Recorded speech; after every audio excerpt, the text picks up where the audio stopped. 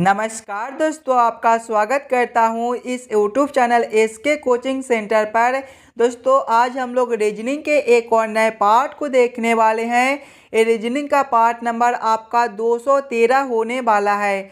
अगर आप लोग इससे पहले वाले पार्ट नहीं देखे होंगे तो ज़रूर जाकर देख लीजिएगा। सभी पार्ट आपके लिए इम्पोर्टेंट पार्ट है। इस वाले पार्ट के अंदर आज हम लोग रीजनिंग के 16 अलग अलग प्रकार के इम्पोर्टेंट प्रश्न को देखने वाले हैं, जो कि आपको आने वाले आगामी सभी परीक्षाओं के लिए काफ़ी महत्वपूर्ण होने वाला है। अभी आपको सभी एग्जाम में कुछ इसी प्रकार के प्रश्न पूछे जाते हैं, तो सभी प्रश्न को पहले आप लोग खुद से ज़रूर सॉल्व करने की कोशिश कीजिएगा और आप लोग हमारे साथ अंत तक ज़रूर बने रहिएगा।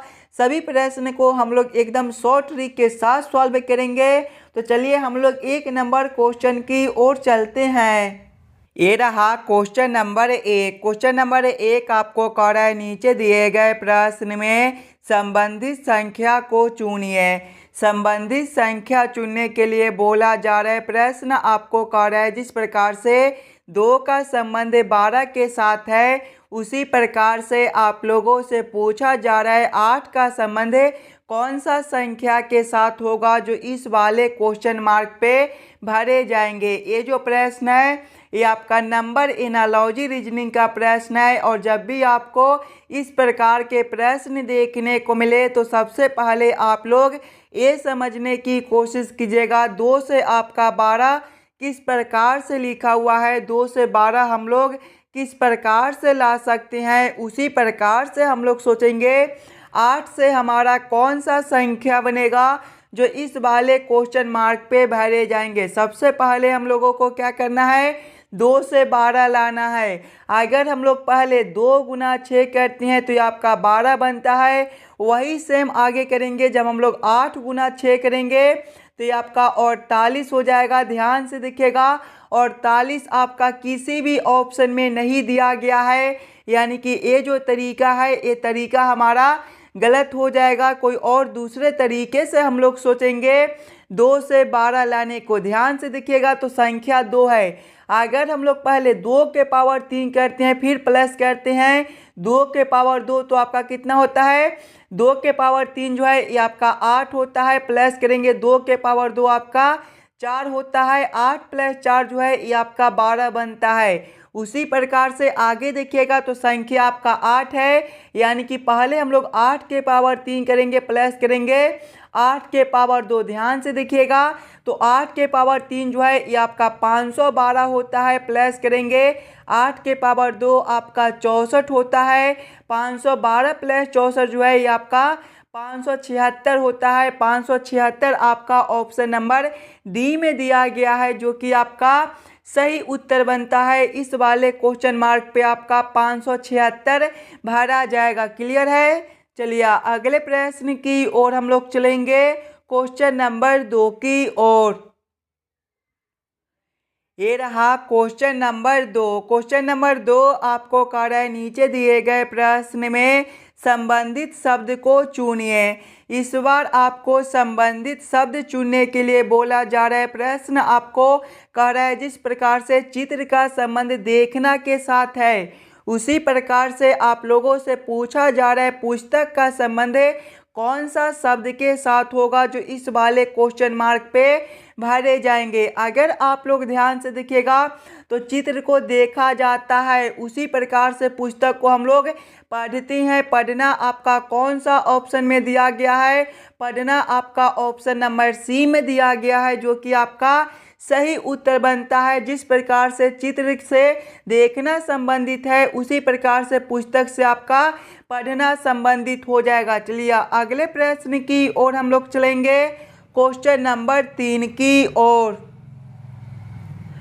ये रहा क्वेश्चन नंबर 3। क्वेश्चन नंबर 3 आपको कह रहा है, यदि किसी कोड भाषा में डी को 4 और रेड को 7 लिखा जाता है तो हियर को कोड भाषा में क्या लिखा जाएगा, ये आप लोगों से पूछ रहा है। ये जो प्रश्न है ये आपका कोडिंग डी कोडिंग से रिलेटेड प्रश्न है। और जब भी आपको इस प्रकार के प्रश्न देखने को मिले तो सबसे पहले आप लोग ये समझने की कोशिश कीजिएगा, यहाँ पर आपका डी से 4 किस प्रकार से लिखा हुआ है, रेड से 7 किस प्रकार से लिखा हुआ है, उसी प्रकार से आप लोग सोचेगा हियर से आपका क्या कोड बनेगा। ध्यान से देखिएगा, सबसे पहले हमें डी से 4 लाना है। अगर आप लोग डी को ABCD के क्रमानुसार देखिएगा तो डी जो है ABCD के क्रम में चौथे नंबर पर होता है, यानी कि डी से 4 आपका यहाँ पर कुछ इस प्रकार से लिखा हुआ है। आगे देखिएगा रेड है, रेड जो है ये आपका READ से मिलकर बनता है।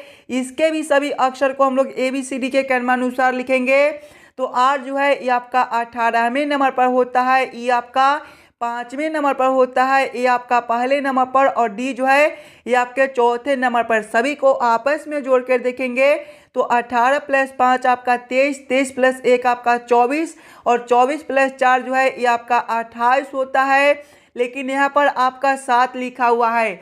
अगर हम लोग 28 में भागा करेंगे 4 से तो ये आपका 7 बनता है। वही सेम अगर हम लोग आगे करेंगे, आगे आपका हेयर है, हेयर जो है ये आपका HEAR से मिलकर बनता है। इसके भी सभी अक्षर को सबसे पहले हम लोग ABCD के क्रमानुसार लिखेंगे तो H जो है ये आपका 8वें नंबर पर होता है, E आपका 5वें नंबर पर, A आपका पहले नंबर पर, और R आपका 18वें पर। सभी को आपस में जोड़ेंगे 18 + 8 5, 8 + 5 जो है ये आपका 13 होता है, 13 + 1 आपका 14, और 14 + 18 जो है ये आपका 32 होता है।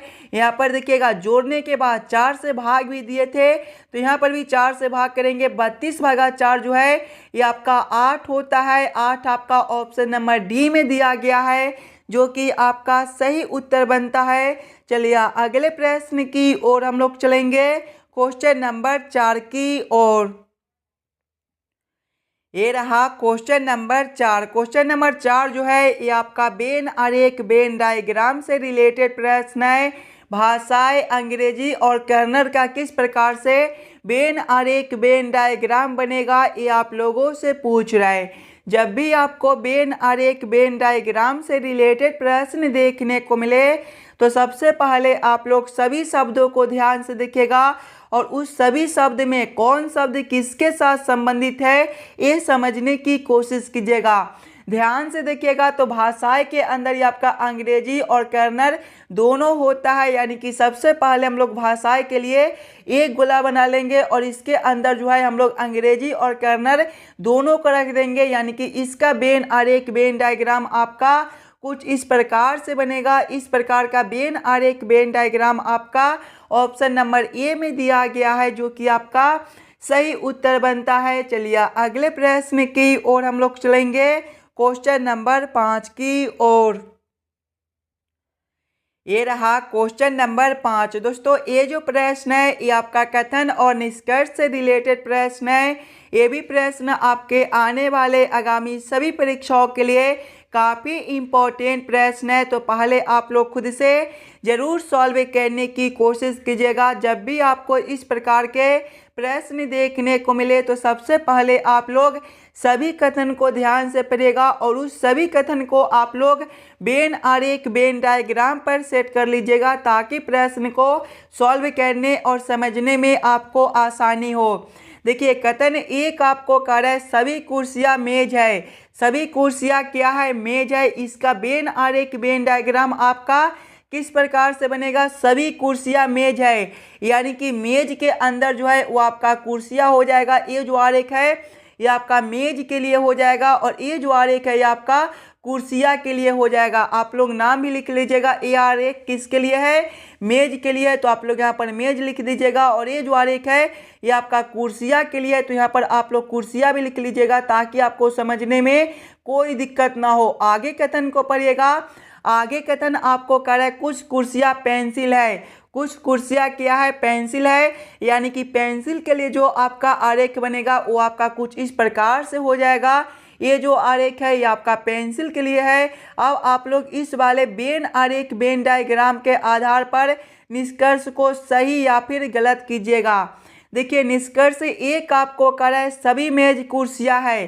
ध्यान से देखिएगा तो मेज के लिए आरेख आपका यहाँ पर है और कुर्सियां के लिए आरेख आपका यहाँ पर है।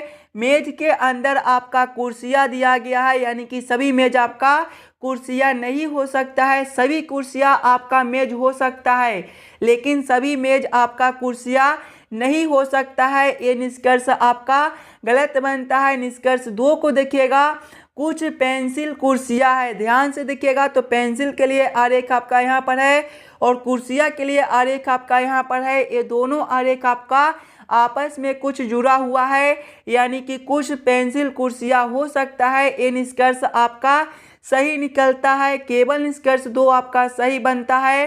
केवल निष्कर्ष 2 को ऑप्शन नंबर बी में सही किया गया है। देखिएगा केवल निष्कर्ष 2 सही है, यानी कि क्वेश्चन नंबर 5 का आपका ऑप्शन नंबर बी जो है सही उत्तर बनता है। चलिए अगले प्रश्न की ओर हम लोग चलेंगे, क्वेश्चन नंबर 6 की ओर।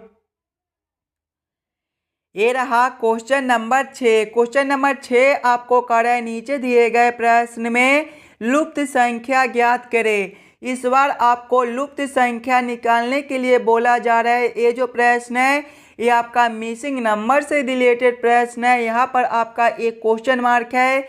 इस वाले क्वेश्चन मार्क पे आपका कौन सा संख्या भरा जाएगा ये आप लोगों से पूछ रहा है। दोस्तों जब भी आपको मिसिंग नंबर से रिलेटेड प्रश्न देखने को मिले तो सबसे पहले आप लोग क्वेश्चन के पैटर्न को समझने की कोशिश कीजिएगा। अगर आप लोग ध्यान से देखिएगा प्रश्न को तो इस लाइन से देखिए आपका बड़ा बड़ा संख्या दिया गया है, 58 है, फिर 58 है, 62 है और क्वेश्चन मार्क है। यानी कि ऐसे प्रश्न को पहले हम लोग इस लाइन से सॉल्व करने की कोशिश करेंगे। पहले हम लोग ये समझने की कोशिश करेंगे 3, 4 और 5 से 58 किस प्रकार से लिखा हुआ है, 5, 6 और 2 से 58 किस प्रकार से लिखा हुआ है, 8, 4 और 2 से 62 किस प्रकार से लिखा हुआ है। उसी प्रकार से हम लोग सोचेंगे 7, 6 और 3 से हमारा कौन सा संख्या बनेगा जो इस वाले क्वेश्चन मार्क पे भरे जाएंगे। सबसे पहले हम लोगों को क्या करना है, 3, 4 और 5 से 58 लाना है। सभी बच्चे अपना दिमाग लगाइएगा, ये तीनों संख्याओं से हम लोग 58 किस प्रकार से ला सकते हैं। अगर हम लोग सबसे पहले ये तीनों संख्याओं को आपस में गुना करके देखते हैं तो देखिएगा 3 गुना 4 जो है ये आपका 12 होता है और 12 गुना 5 जो है ये आपका 60 होता है। और जब 60 में हम लोग -2 करते हैं तो ये आपका 58 होता है। देखिए नीचे वाला संख्या आपका 58 दिया गया है। वही सेम आगे करेंगे, पहले ये तीनों संख्या को आपस में गुना करेंगे। 5 गुना 6 करेंगे तो आपका 30 और 30 गुना 2 जो है ये आपका 60 होता है। यहाँ पर देखिएगा तीनों संख्याओं को गुना करने के बाद -2 भी किए थे तो यहाँ पर भी -2 करेंगे। 60 - 2 जो है ये आपका 58 होता है। देखिएगा नीचे आपका 58 दिया गया है। वही सेम आगे करेंगे, पहले ये तीनों संख्याओं को आपस में गुना करेंगे। 8 गुना 4 करेंगे तो 8 गुना 4 करेंगे तो 32 और 32 गुना 2 जो है ये आपका 64 होता है। जब 64 - 2 करेंगे तो ये आपका 62 हो जाएगा। देखिए नीचे वाला संख्या जो है वो आपका 62 दिया गया है। यानी कि इसी प्रकार से इस वाले प्रश्न को हम लोग सॉल्व कर सकते हैं। तो वही सेम हम लोग इस वाले लाइन में भी करेंगे।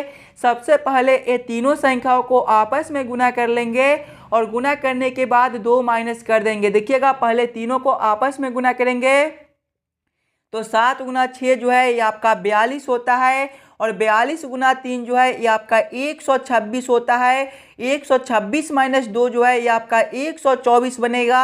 124 आपका कौन सा ऑप्शन में दिया गया है, 124 आपका ऑप्शन नंबर सी में दिया गया है, जो कि आपका सही उत्तर बनता है। इस वाले क्वेश्चन मार्क पे आपका 124 भरा जाएगा। क्लियर है। चलिए अगले प्रश्न की ओर हम लोग चलेंगे, क्वेश्चन नंबर 7 की ओर। ये रहा क्वेश्चन नंबर 7। क्वेश्चन नंबर 7 आपको कर है, नीचे दिए गए श्रृंखला को पूरा करें। इस बार आपको श्रृंखला सीरीज से रिलेटेड प्रश्न दिया गया है।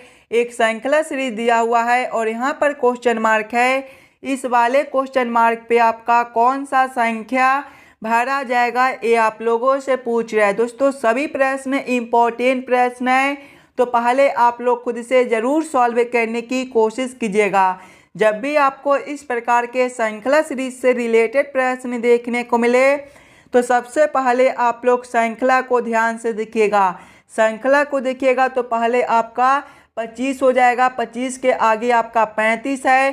35 के आगे आपका 55 है। 55 के आगे आपका क्वेश्चन मार्क है और क्वेश्चन मार्क के आगे आपका 125 है। ध्यान से देखिएगा तो 25 से आपका 35 है प्लस 10 है। 35 से आपका 55 है प्लस 20 है और आगे आपका क्वेश्चन मार्क है प्लस 10 है प्लस 20 है, यानी कि अगला अंतर जो है वो आपका प्लस 30 का हो जाएगा। 55 प्लस 30 जो है ये आपका 85 होता है। 85 से आगे देखिएगा तो 125 है।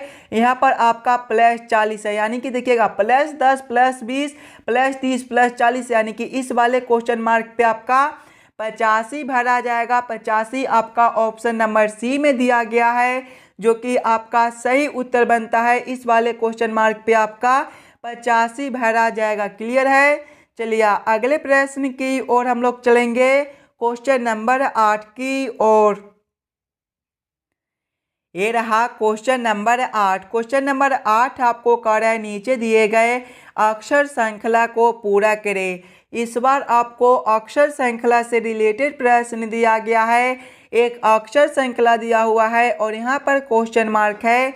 इस वाले क्वेश्चन मार्क पे आपका कौन सा अक्षर भरा जाएगा ये आप लोगों से पूछ रहा है। दोस्तों कुछ इस प्रकार के भी प्रश्न आपको बार बार एग्जाम में पूछे जाते हैं, तो सबसे पहले आप लोग वीडियो को रोककर खुद से ज़रूर सॉल्व करने की कोशिश कीजिएगा। सबसे पहले आप लोग अक्षर श्रृंखला को ध्यान से देखिएगा। अक्षर श्रृंखला को देखिएगा तो पहले आपका बीजे दिया गया है। बीजे के आगे देखिएगा तो आपका सी एल है। सी एल के आगे आपका ई एन दिया गया है। ई एन के आगे आपका एच पी है और एच पी के आगे आपका क्वेश्चन मार्क है। अगर आप लोग ध्यान से देखिएगा सिंगल अक्षर को तो बी से आपका सी है। बी जो है ए बी सी डी के क्रमानुसार में दूसरे नंबर पर होता है और सी आपका तीसरे नंबर पर, यहाँ पर आपका प्लस 1 है। आगे देखिएगा सी से ई है। सी आपका तीसरे नंबर पर होता है और ई आपका 5वें नंबर पर, यहाँ पर आपका प्लस 2 है।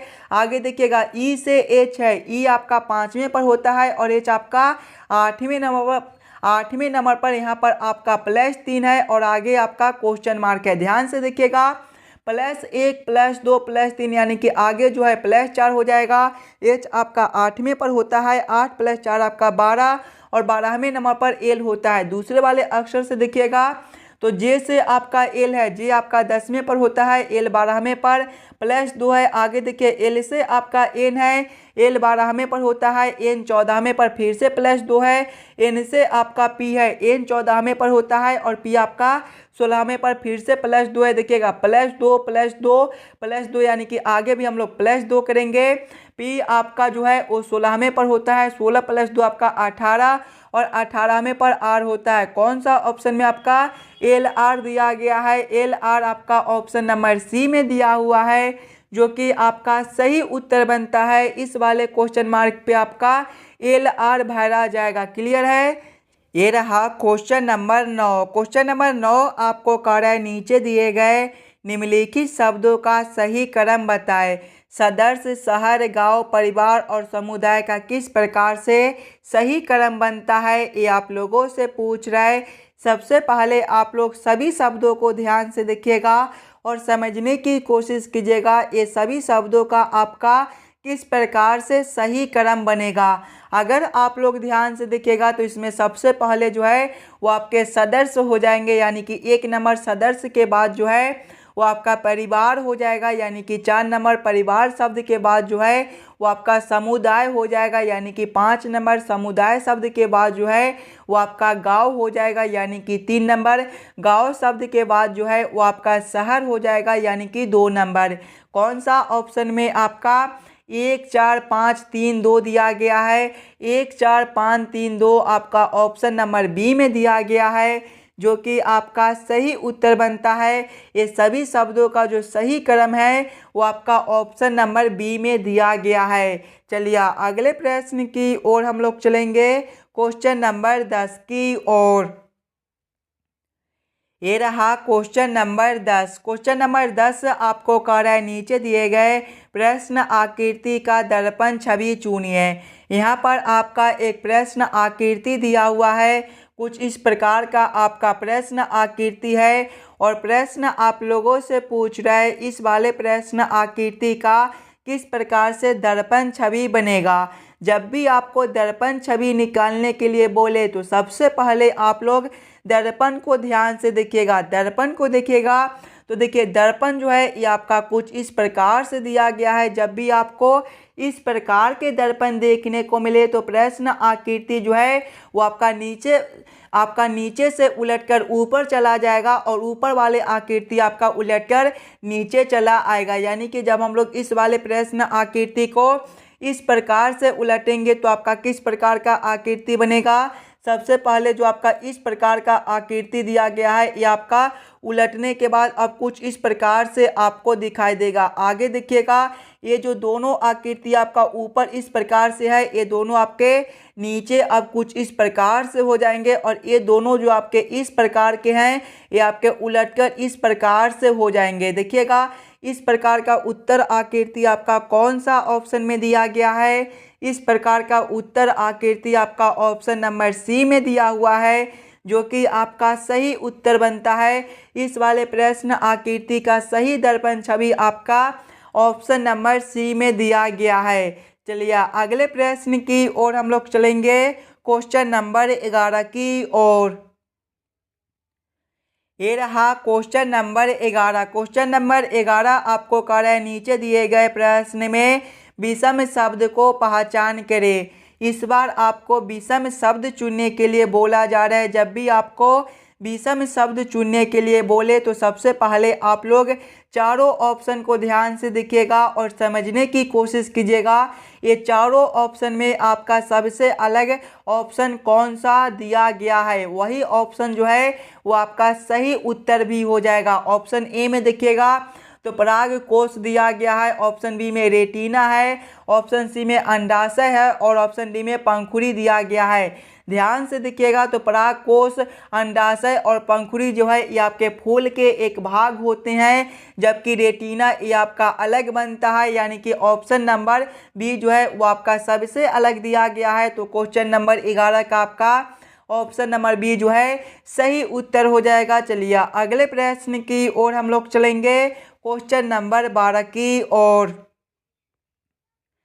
ये रहा क्वेश्चन नंबर 12। क्वेश्चन नंबर 12 आपको कह रहा है किसी कोड भाषा में जोड़ का मतलब गुना है, घटाव का मतलब जोड़ है, गुना का मतलब भाग है और भाग का मतलब घटाव है। निम्नलिखित प्रश्न का उत्तर क्या है। देखिए प्रश्न आपका 72 गुना 9 घटाव 14 जोड़ 2 बराबर क्वेश्चन मार्क। इस वाले क्वेश्चन मार्क पे आपका कौन सा संख्या भरा जाएगा ये आप लोगों से पूछ रहा है। जब भी आपको इस प्रकार के रीजनिंग के प्रश्न देखने को मिले तो सबसे पहले आप लोग प्रश्न को ध्यान से पढ़िएगा और समझने की कोशिश कीजिएगा प्रश्न आपको क्या कह रहा है।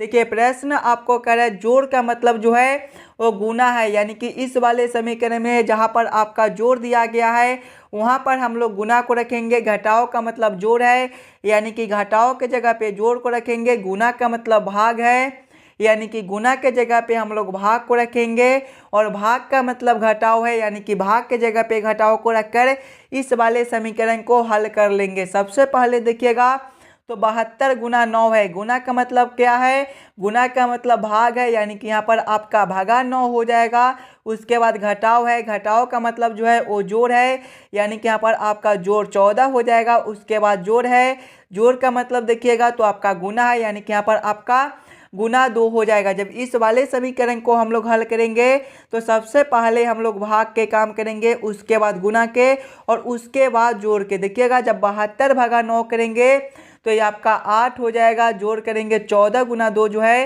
ये आपका 28 होता है। 8 प्लस 28 आपका 36 बनता है। 36 आपका ऑप्शन नंबर डी में दिया गया है जो कि आपका सही उत्तर हो जाएगा। इस वाले क्वेश्चन मार्क पे आपका 36 भरा जाएगा। क्लियर है। चलिए अगले प्रश्न की ओर हम लोग चलेंगे क्वेश्चन नंबर 13 की ओर। ये रहा क्वेश्चन नंबर 13। क्वेश्चन नंबर 13 आपको कह रहा है विजय दक्षिण की ओर 12 किलोमीटर यात्रा करता है, फिर दाईं ओर मुड़कर 10 किलोमीटर यात्रा करता है। फिर दाईं ओर मुड़कर 12 किलोमीटर यात्रा करता है। विजय प्रारंभिक स्थान से कितनी दूरी पर है, ये आप लोगों से पूछ रहा है। ये भी प्रश्न आपके लिए काफ़ी इम्पोर्टेंट प्रश्न है, तो पहले आप लोग खुद से ज़रूर सॉल्व करने की कोशिश कीजिएगा। जब भी आपको इस प्रकार के प्रश्न देखने को मिले तो सबसे पहले आप लोग ये याद कर लीजिएगा, दिशा में जो होता है वो आपका पूरब ए वाला दिशा होता है, पश्चिम आपका ए वाला दिशा होता है, उत्तर आपका ऊपर की ओर होता है और दक्षिण आपका नीचे की ओर होता है। अब आप लोग प्रश्न को ध्यान से पढ़िएगा और समझने की कोशिश कीजिएगा। देखिए प्रश्न पहले आपको कह रहा है विजय दक्षिण की ओर 12 किलोमीटर यात्रा करता है। दक्षिण आपका ए वाला दिशा यानी कि विजय पहले इस वाले दिशा में 12 किलोमीटर चलता है। आगे प्रश्न को पढ़िएगा। फिर दाईं ओर मुड़कर 10 किलोमीटर चलता है। जब यहाँ से वह दाईं ओर मुड़ेगा तो इसका दिशा जो है पूरब की ओर हो जाएगा, यानी कि पूरब दिशा में वह 10 किलोमीटर चलता है। आगे प्रश्न को पढ़िएगा। फिर दाईं ओर मुड़कर 12 किलोमीटर चलता है। जब यहाँ से वह दाईं ओर फिर से मुड़ेगा तो उसका दिशा जो है उत्तर की ओर हो जाएगा, यानी कि उत्तर दिशा में फिर से 12 किलोमीटर चलता है। आगे प्रश्न को पढ़िएगा। विजय प्रारंभिक स्थान से कितनी दूरी पर है। देखिए यहाँ से विजय चलना शुरू किया है और यहाँ तक चलकर आया है। यहाँ से लेकर यहाँ तक का दूरी आप लोगों से पूछ रहा है, ध्यान से देखिएगा। तो नीचे आपका 10 किलोमीटर है, यानी कि ऊपर भी आपका 10 किलोमीटर ही बनेगा। 10 किलोमीटर आपका ऑप्शन नंबर सी में दिया गया है, जो कि आपका सही उत्तर बनता है। चलिए अगले प्रश्न की ओर हम लोग चलेंगे, क्वेश्चन नंबर 14 की ओर। ये रहा क्वेश्चन नंबर 14। क्वेश्चन नंबर 14 आपको कह रहा है दी गई आकृति में कितनी झोपड़ियाँ आच्छादित तथा दलदली है। सबसे पहले आप लोग इस वाले प्रश्न में आकृति को समझने की कोशिश कीजिएगा। अगर आप लोग ध्यान से देखिएगा आकृति को, तो दलदली के लिए जो आपका आकृति दिया गया है वो आपका यहाँ से लेकर यहाँ तक दिया गया है। आगे देखिएगा तो आच्छादित के लिए जो आपका आकृति है वो आपका यहाँ से लेकर यहाँ तक बनता है। आगे देखिएगा झोपड़ी के लिए जो आपका आकृति दिया गया है वो आपका यहाँ से लेकर यहाँ तक बनता है। अब आप लोग प्रश्न को ध्यान से पढ़िएगा और समझने की कोशिश कीजिएगा। प्रश्न आप लोगों से क्या पूछ रहा है, देखिए आप लोगों से प्रश्न पूछ रहा है दी गई आकृति में कितनी झोपड़ियाँ आच्छादित तथा दलदली है, यानी कि झोपड़ी भी होना चाहिए, आच्छादित भी होना चाहिए और दलदली भी होना चाहिए। तीनों में कौन सा संख्या दिया गया है, जो तीनों में दिया गया है, ध्यान से देखिएगा। तो ये तीनों में जो है वो आपका 19 केवल दिया गया है। 19 आपका कौन सा ऑप्शन में है, 19 आपका ऑप्शन नंबर डी में दिया गया है, जो कि आपका सही उत्तर बनता है। 19 झोपड़ियाँ आपका ऐसा है जो आच्छादित भी है और दलदली भी है। चलिए अगले प्रश्न की ओर हम लोग चलेंगे, क्वेश्चन नंबर 15 की ओर। ये रहा क्वेश्चन नंबर 15। क्वेश्चन नंबर 15 आपको कह रहा है नीचे दिए गए प्रश्न आकृति कौन सा उत्तर आकृति में निर्मित है। यहाँ पर आपका एक प्रश्न आकृति दिया हुआ है, कुछ इस प्रकार का आपका प्रश्न आकृति है और प्रश्न आप लोगों से पूछ रहा है इस प्रकार के प्रश्न आकृति कौन सा उत्तर आकृति में दिया गया है। एकदम आसान सा प्रश्न है, ध्यान से देखिएगा। तो ये आपका कुछ इस प्रकार का आकृति दिया गया है और ये जो प्रश्न आकृति है ये आपका ऑप्शन नंबर बी में बनता है। देखिए पहले आपके एक लाइन कुछ इस प्रकार से है, उसके बाद एक लाइन इस प्रकार का, फिर ऊपर की ओर फिर आपका कुछ इस प्रकार का है और फिर कुछ इस प्रकार का है। यानी कि ये जो प्रश्न आकृति है ये आपका ऑप्शन नंबर बी में दिया गया है, यानी कि क्वेश्चन नंबर 15 का आपका ऑप्शन नंबर बी जो है सही उत्तर हो जाएगा। चलिए अगले प्रश्न की ओर हम लोग चलेंगे, क्वेश्चन नंबर 16 की ओर। दोस्तों ये रहा क्वेश्चन नंबर 16 और ये जो प्रश्न है ये आपके होमवर्क के तौर पे छोड़े जाते हैं। इस वाले प्रश्न को आप लोग खुद से ज़रूर सॉल्व कीजिएगा और आप लोग हमें ज़रूर कमेंट करके बताइएगा कि आज के 16 प्रश्न में से आप लोग कितने प्रश्न को खुद से सॉल्व किए हो। अगर आपको किसी भी प्रश्न में कहीं पर भी कोई दिक्कत हो तो हमें वो भी कमेंट करके बता दीजिएगा। और जितने बच्चे इस वाले यूट्यूब चैनल पर नए हो, चैनल को सब्सक्राइब और वीडियो को लाइक जरूर करके जाइएगा और वीडियो को ज़्यादा से ज़्यादा अपने दोस्तों के साथ भी शेयर कीजिएगा ताकि और बच्चे तक पहुंच सके। चलिए हम लोग मिलते हैं आपसे अगले वीडियो में। धन्यवाद।